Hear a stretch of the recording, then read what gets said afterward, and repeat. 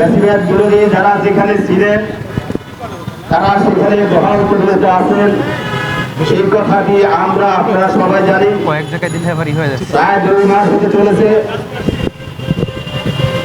বর্তমান তত্ত্বাবধায়ক সরকার আমাদের বিভিন্নভাবে বিভিন্ন অনুষ্ঠানে আমরা যেসব দাবি দেওয়া জানিয়ে আসছি, আমাদের কোনো দাবিতে তারা কর্ণপাত করেনি।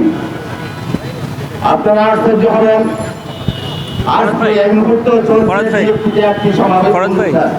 ওই যে নাজবল কেন্দ্রীয় সমন্বয়ক হলো ছাত্র অধিকারের সেক্রেটারি জেনারেল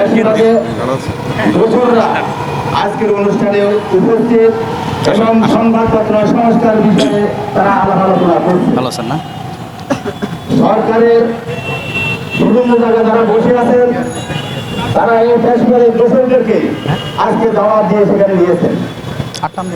অথচ সাংবাদিকদের প্রতিনিধিত্বকারী সংগঠন বাংলাদেশ ফেডারেল সাংবাদিক ইউনিয়ন এবং ঢাকা সাংবাদিক ইউনিয়নের কোন প্রতিনিধিকে সেখানে দাওয়াত দেওয়া হয়নি। আমরা হতবাক আশ্চর্য। তাহলে এই দেশে জুলাই আগস্টে যে বিপ্লব, ছাত্র জনতার রক্ত ক্ষয় জীবনের বিনিময়ে যে বিপ্লব সাধিত হয়েছে, সেই বিপ্লবের বিনিময়ে আমরা কি পেয়েছি? আজকে সাংবাদিকরা অনেকগুলো প্রতিষ্ঠান রয়েছে যেখানে সাংবাদিকরা প্রতিনিধিত্ব করেন, কিন্তু সেই জায়গাগুলোতেও আমরা ইউনিয়নের পক্ষ থেকে সাংবাদিকদের প্রতিনিধিত্বকারী নেতৃবৃন্দ উপদেষ্টার সাথে সাক্ষাৎ করে সেখানে তাদের নাম বলে দিয়েছিলেন, কিন্তু একজনকেও সেখানে নিয়োগ করা হয়নি।